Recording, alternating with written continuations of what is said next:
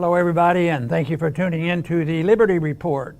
With me today is Daniel McAdams, our co-host. Daniel, good to see you. How are you this morning, Dr. Paul? Good. Still counting votes in my sleep. No, you count sheep when you're going to something like that. I bet there are some people counting who knows what. Yeah, exactly. But to me, it's such a shame that so much disinformation is so believable. Yeah. And people just go by, and they may have something come up, and all of a sudden it disappears from the media, and nobody seems to care too much about it. But hopefully we can find the things that we don't want them to forget about, and yet we don't know everything there is to be known about the so-called fraud. It would be hard for me to believe that all of a sudden we were blessed with knowing everything went on in the election, if there was, and how much fraud there was, if we could all of a sudden know that. But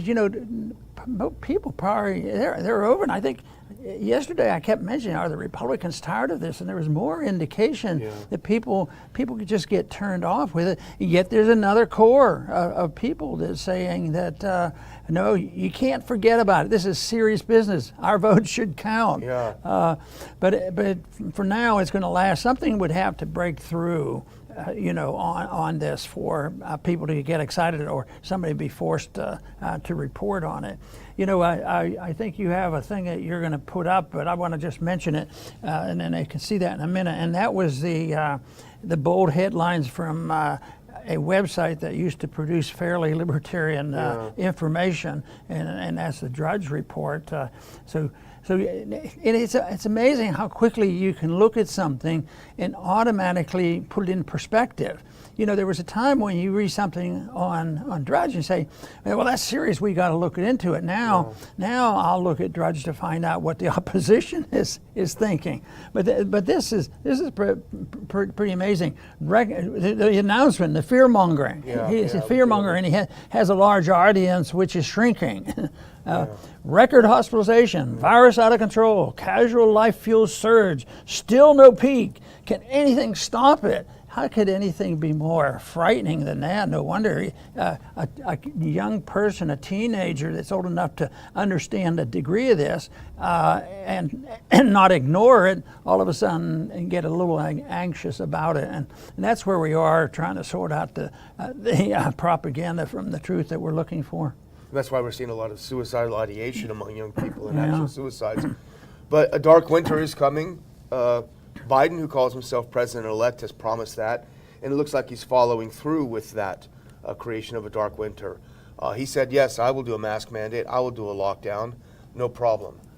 And now we see that one of his top science advisors, quote unquote, let's take that first clip. He's calling for a 4 to 6 week nationwide lockdown to avoid COVID hell. Dr. Michael Osterholm, member of Biden's COVID task force. Nationwide lockdown. He claims it will drive down cases and hospitalizations until a vaccine arrives. Another key point. He also said the government will pay for it, no problem. We will create the money. We will be a massive bailout for local and state governments. They're going to bear the burden of this, supposedly, which is interesting because if you think about what Cuomo has done to New York and what Whitmer's done to Michigan, that's going to take their chestnuts out of the fire. But here's what he said. To be effective, the lockdown has to be as comprehensive and strict as ever as possible. And we saw this on Zero Hedge, and they also put in a study from J.P. Morgan showing that there really is no difference in outcomes between countries that had heavy lockdown, UK, Germany, Italy, and France, Italy being the most locked down probably in the world, and those that did not have lockdowns. There's no difference in outcome. Brazil, Sweden, Japan, Korea. So it's proven that these lockdowns don't work against COVID, but they do work against people and cause untold suffering. Yet this is the direction that the Bidens are going. They refuse to admit that the endemic, is not very serious, and most of it is past, but they have to keep the scenario going and make it, continue to frighten people. And when they bring up the subject of the first lockdown, didn't that solve the problem? Oh, no, maybe a little bit it did. but it wasn't stringent enough. It wasn't on long enough, and that's why the Biden advisors now, it has to be mandatory for the whole nation at one time. And you have to give J.P. Morgan, they're in the business of money, but they were pointing out, do they ever think about the cost of this? I mean, we talked about, a lot of people talked about the cost and the downturn of the economy, which is not being attended to because everybody gets fed, a check, and there's still a lot of people on welfare, but there's a limit to that, and the real correction in the economy is yet to come. But it doesn't mellow them in the desire. Lockdown is what is necessary, but just for a while. Fauci says we don't have to do it forever, just until we get the vaccine. Of course, we've talked about the vaccine. There's no proof that the vaccine is going to work. No proof that the tests have ever been reliable. And yesterday I talked about the reports are saying it's a very, very fragile. It's so fragile because they can't even. It's not well organized anyway. Yeah. So it's something that they are doing, but they're going to persist. They're not going to back off unless people finally rise up. And we see that. We've seen it in Europe. We've shown great pictures in Europe that the Europeans are outclassing the Americans in the defense of liberty. It looks like we've backed off, and I don't worry about exactly who leads the charge for promotion of liberty. It's all encouraging, but it's disappointing that we don't have more Americans standing up against the authoritarian approach and listening to these guys and here. Not that we endorse the idea that we have a newly illegitimate president, but anyway, it's in a position to us going in a radically different position, and yet right now it looks like it's not going to be very easy to prove the fraud that went on, but the whole issue really boils down to individuals getting sick and tired of it, and that's why the other night, I guess it was the football victory with Clemson and Notre Dame. They just did you see the picture? I missed it, no.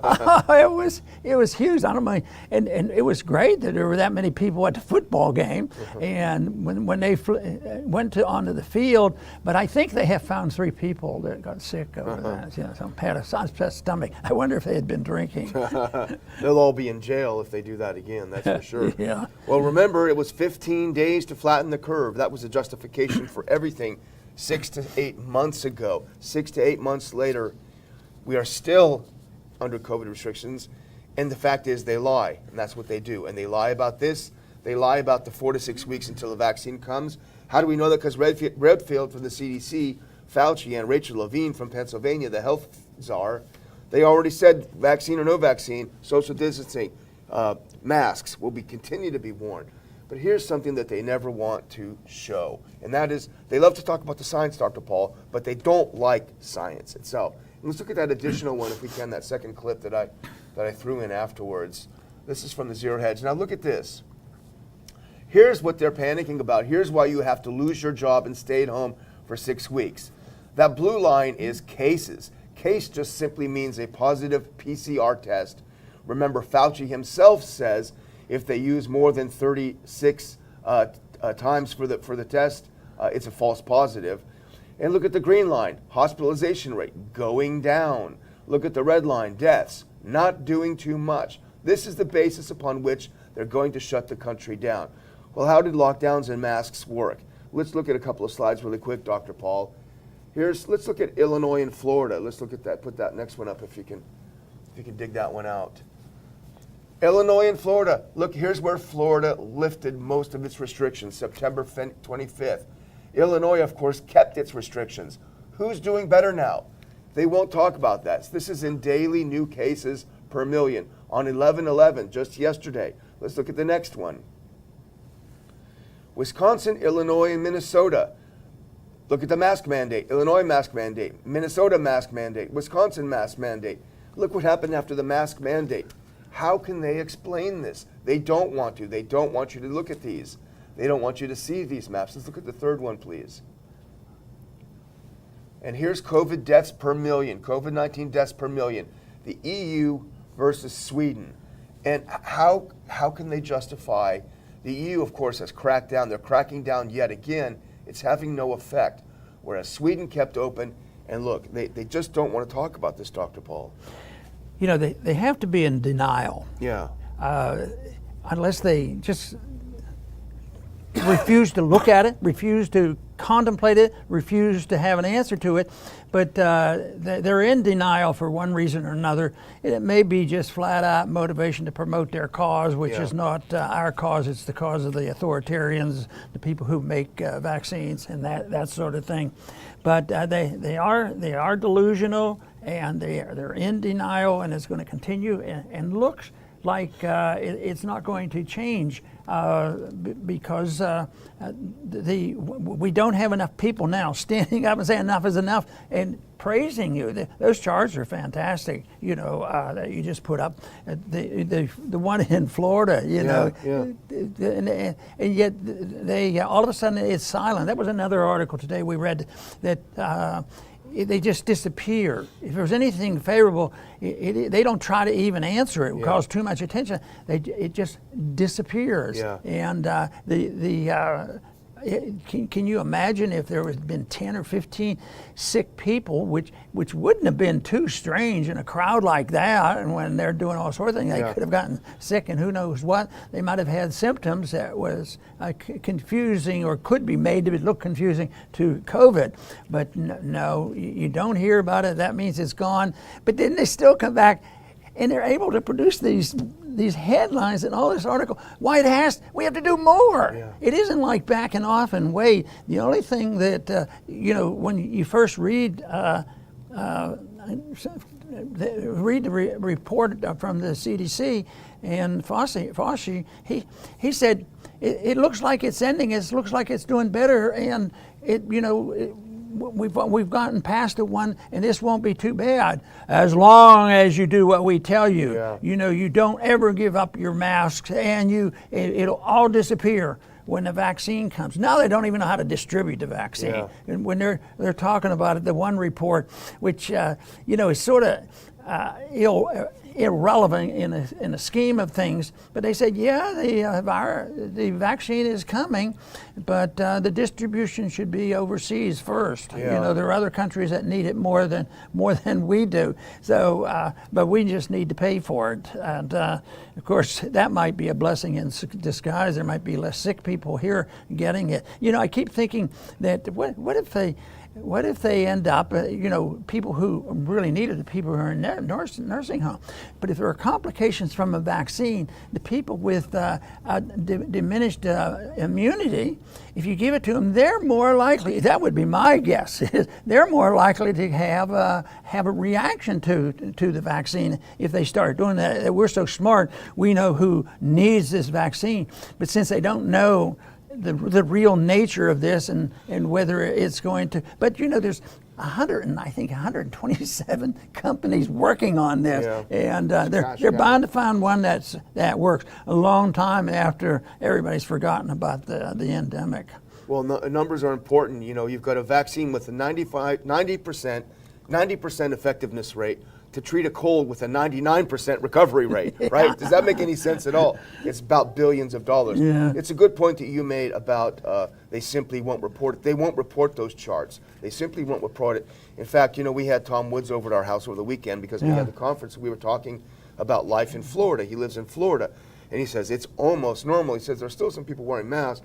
He says, you wouldn't believe how nice it is to go out to a restaurant. Everyone is eating normal, visiting with people. And I think that's one of the reasons why they're trying to keep people apart. Because we learned from Tom what it's actually like to live in a relatively free state. They don't want that getting around. But what they do want to do is they want to peddle fear and hysteria. And I had a quote. This is really funny. Andy Slavitt, he was the chair or the person in charge of Obamacare under Obama. He tweeted out a bunch of tweets yesterday, and here's one of them. Then there's the matter of college kids. We have one. I love him, so I mean this with no disrespect. Stay away from them. Keep them away from the people you love. Shun them if they come home for Thanksgiving. Have them sleep in the garage. Have their masks wear masks. Now, since he tweeted this, he removed it and said, it was a big joke. But it was a huge, long tweet storm about why we have to crack down. I think what happened is the backlash was so strong, with him telling people to shun their children, that he had to remove it. Let's look at the next one. Here's Dr. Fauci, and here's what you referenced earlier. All of a sudden, he's saying, oh, no, coronavirus won't be a pandemic for much longer. Vaccines coming. It's gonna end. And I think this is Fauci actually shifting to another horse. He had a rough ride on the Trump horse, and now he's shifting to the Biden horse, because I think he understands, I hope this doesn't sound conspiratorial, Dr. Paul, but he understands that Biden cannot preside over an economic collapse, and that lockdowns will bring an economic collapse. What I foresee happening is a hard lockdown for a few weeks, and then a miracle announcement that it worked this time, and then Biden will preside over. By that time, he's sworn in. Yeah, He's sworn in. You know, there was an article, entertaining article, because it came from Scott Adams of Dilbert fame, and it was positive in the sense that this is going to be resolved, and he was obviously a Trump supporter, and he was mentioning how this would work, and he actually used a scenario that I have mentioned. He says, it's going to, ABC is going to happen. It's going to be a tie vote, and they can't decide on them. It's going to go to the U.S. Congress, and each state's going to have one vote, and they're going to elect Trump. But I think that might, for the diehards, they will not give up. Will remain hopeful. But it's hard. Not so much that we want to concede anything to people that we suspect that they may be participating in fraud, but there's not much else to cling to, because the odds of all of a sudden now Trump being able to conquer at this last minute the deep state, because he's been a little lackadaisical. He hasn't addressed the deep state in a consistent fashion. Sometimes he does. Sometimes he wants to maintain good rapport on foreign policy. So this even though I think it's still a possibility, and Scott was writing about that, I think really, I guess if I was a betting person, I wouldn't put a whole lot of money on that. But what I want to find out is more about what's going on. What about those votes? This is astounding that, of course, Giuliani was quoting him, but I've heard numbers all along. How many people could not vote in Pennsylvania because of changing in the rules in the middle of the night and finding ballots to substitute? 650,000 votes. What if the Supreme Court threw them out? But I keep thinking, yeah, that's true. They might even find out, and 90% chance it was fraudulent. But I think the courts, Supreme Courts, if it's too disrupting, I think they reflect, well, we have to maintain order. I think that's what happened on the medical savings account, medical care, Obama's medical care. They ruled the wrong way on that, because too many people become dependent on it. It's too disruptive. It had nothing to do with the issue in promoting it, but there's going to be some cases. There's no doubt about it. It's going to go to the Supreme Court. And if anything else, it should be very interesting to see how they vote. It's interesting that Justice Alito ordered Pennsylvania to separate those 650,000 votes, approximately, that were received after the 8 o'clock deadline in contradiction to state law in Pennsylvania, to separate those out. The question will be, will they count and how? So there's certainly much to be resolved. Not that you would learn that from the mainstream media. And speaking of the mainstream media, going back to something you referenced earlier, Dr. Paul, and the hysteria and fear that they peddle. Here's from the Drudge Report, as you say, that used to be reliable. Now, of course, its ratings have tanked. Here's Drudge: virus out of control, casual life fuel surge, still no peak. Can anything stop it? Sounds horrible. So I went ahead and I looked to a reliable source that doesn't really have any axe to grind, and that's the Texas Medical Center. And they reflect, I think, a pretty good reflection of what's important, which is hospitalizations. Let's look at this next chart. Remember, fuel out of control, fuel out of control. Look at this 7-day trend of test positivity in Houston. Look, it's going down. That's the red line. The 7-day trend of test perform is about even. They're not testing much less, but the positivity is going way down. Let's look at the next one. Let's look at hospitalizations. Look at the bottom line. You see hospitalizations. You see the Sun Belt wave that happened in July and August in Texas. and then you see a slight uptick as seasonal colds, which some of us do have come back, and they don't really count the flu anymore. Doesn't matter. So here you have a slight. This does not look to me like it fits with the Drudge Report's reporting. But I think, Dr. Paul, it's all about getting people to get that jab in the arm, get that vaccine. In fact, it's your passport. If you want to have fun again, let's put up the next clip. Dr. Paul, I know you want to talk about this. Do you want to have fun again, or do you want to stay home forever? Well, get your jab. Let's look at this next clip. Ticketmaster reportedly planning mandatory COVID-19 vaccine and testing policy for concert attendance. There you have it, Dr. Paul. You want to see a concert? Get your jab. Well, fortunately, I'm not worried about the concert. But I know other people will, and I worry about the right to go to the conference. And that is tragic. And an internal passport. Where are your papers? Oh, we don't have to have a paper. We just need to wave a wand on your arm, and because we have all the information that we need, just that we implanted there with your immunization. So it really is a tragedy. You know, this will, once they have the New York people being totally successful, they'll have all these students already inoculated. Yeah. And this is item, it came out a little while ago, but I want to re-emphasize it, and that is what the mayor has just decided to do. And he says he's preparing to close the schools despite the strikingly new COVID cases. Strikingly few, The strikingly few. Yeah. It's gone way down in that, which as you pointed out, but they're still going to go ahead and do it. So they say, yeah, it's bad, but what we really do and have to do, and then because it's down, next week they'll take credit, something like that, as soon as we have the next lockdown. But I was glad that the J.P. Morgan did point out, which I've tried to talk about a whole lot, is the combination of the insanity of the lockdown, how it bothers the country economically, and once again, J.P. Morgan was making the point, but more people will be out of work. They'll be out of work a lot longer, and the economy is a lot worse than admit, because a lot of people have gotten ready cash. Yeah. But they will eventually have to quit that, and this is what J.P. Morgan's warning about. There is a cost, and I would think that other statistics that'll show it, productivity will go down too, and eventually what happens under these conditions is you're going to see price inflation, which they're in denial even today. Prices aren't going up. CPI is okay, but why don't you go talk to the people who have to go to the store? Yeah. Or shop online. Well, if Ticketmaster requires you to prove you've had the vaccine, that's going to start, because states sort of copied each other on lockdowns. That's going to start other things. I could imagine. I hate to even say it, but if you want to hold a conference, everyone's got to get that test. Make sure you have your vaccine. I think it's going to go badly.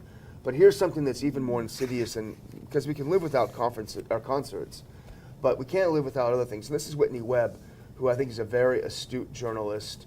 She tweeted this morning, and it caught my attention. A document co-written by the CIA's in-Q-Tel, Luciana Borio, recently appointed to Biden's COVID-19 task force, recommends linking COVID-19 vaccination with food security and rent assistance. Want to not be homeless or feed your family? Guess you'll have to get an experimental vaccine. And she does show the link to it, so I went ahead and read the report. Not that I don't trust Whitney, she's a great reporter, but here is the report. Let's look at it next. This is from Johns Hopkins University, the public's role in COVID-19. This came out in July. I think we actually talked about this in July. It was the second in charge of in-Q-Tel, which was formed by the CIA, was key to this. Let's look at the next one. I'm not going to read this. Here's in a scientific way what Whitney was reporting, which is that the WIC nutrition plan and free clinic services, a good way to make sure people get the vaccine is to tie these to getting a COVID vaccine. So that's what they're going to do. You can see it right here from the report itself. It's going to get ugly. This is a tradition, we've talked about it before, is that in the authoritarian countries that depend on the government for food and living quarters, they just say, do what we tell you or we take it away from you. You lose your job, you lose your food stamps, and you lose your rent benefits.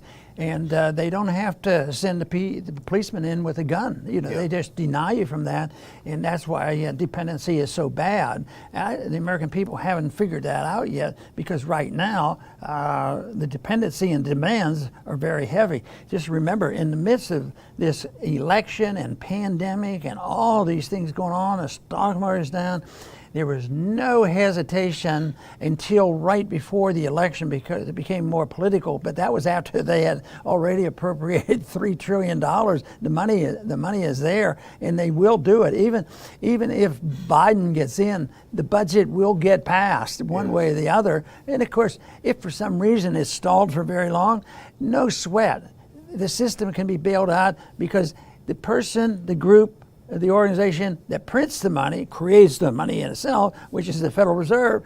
They can do that to the tune of trillions of dollars with a computer switch. Yeah. So it's a real tragedy of how dependent we have become, and yet the element that nobody even talks about is, how does it affect personal liberty? And everything that we talk about, I see as an intrusion on personal liberty. On how these court cases are handled, and how we've been handling lockdown, and how you go to football games, and whether or not you can watch baseball games. It's really tragic. But we have to keep reminding ourselves, if we can help and participate in stirring up the interest of the people and encourage them to be willing to take and stand their ground, like the governor of Florida did. I mean, this thing can melt just as fast as it built up. I mean, we need a couple more states. That's why that chart that you did is so important, to show that where are the people dying. And then they go out, and you can find all kinds of headlines. These are just horrible headlines. More deaths and more cases, and everybody's suffering. So it's a sad situation. It is. Well, I'm going to move toward the end if that's where we're at. I just had to go back to the elections. You were talking about elections. This next tweet we're going to put up is from the Arizona Secretary of State. This is the woman whose job it is to guarantee the fairness of elections in Arizona, where we know there's a razor-thin margin for Biden. Katie Hobbs, let's look at what she had to say a couple of years ago, if we can put that tweet up. Donald Trump has made it abundantly clear he's more interested in pandering to his neo-Nazi base than being president for all us Americans.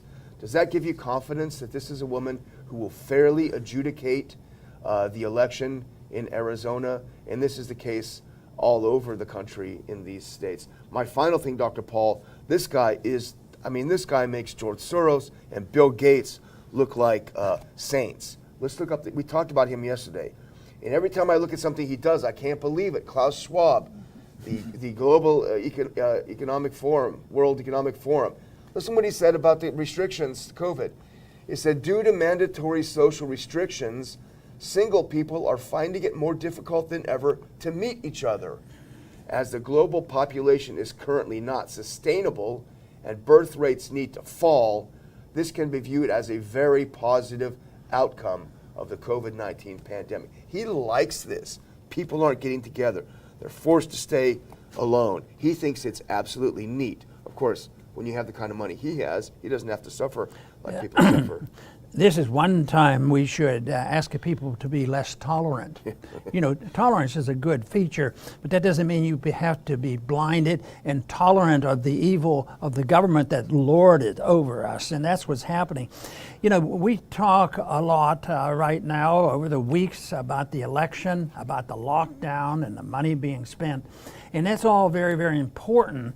And it almost suggests that if we just had better poll watchers, this would all go away, and the problem would just be the individual, this one individual. If we just didn't have Fauci, it would be all right.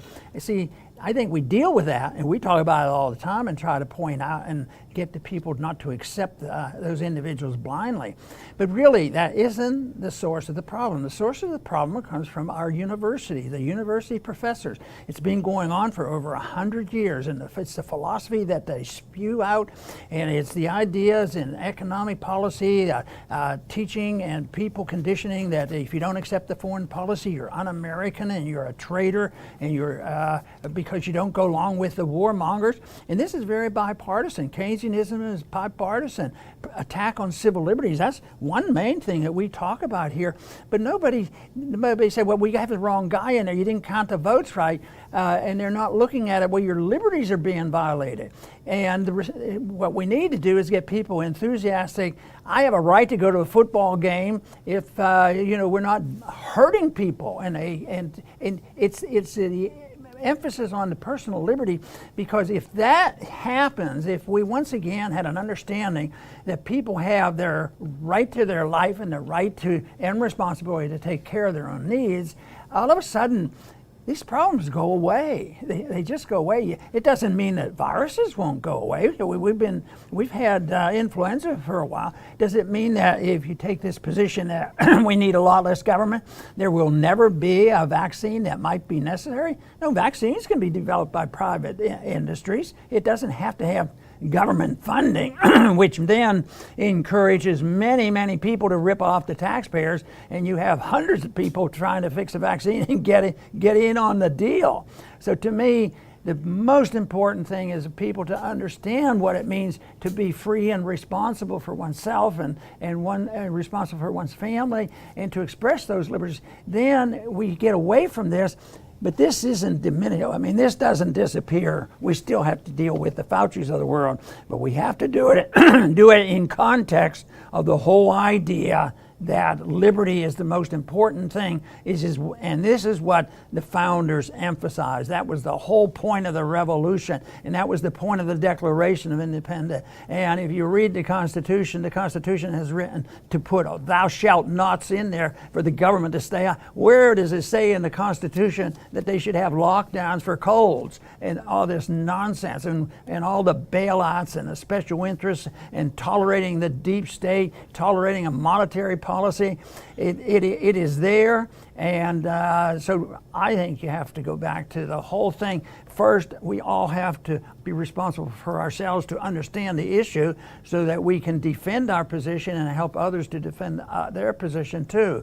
But it's something that has to be done, because it's not going to automatically change by replacing Fauci with another doctor. Matter of fact, they've already had a new one sitting in line there, and they still went to the same schools. And one thing I noticed in the U.S. Congress, because I was interested in at least talking with people that were in the Congress, and it wasn't a personal thing. It was usually the fact that they all believed this from an economic viewpoint, and they all got their education from a government school practically. And so as long as you have the government schools that we send our kids to, and we pay to send them to colleges, and then when it doesn't work, what we do is we destroy what's left to it. So I think it's important that you separate the two. The particular issue that we're dealing with as a consequence of the loss of liberty, the importance of setting a standard and understanding, so we work hard to protect liberty for each and every American.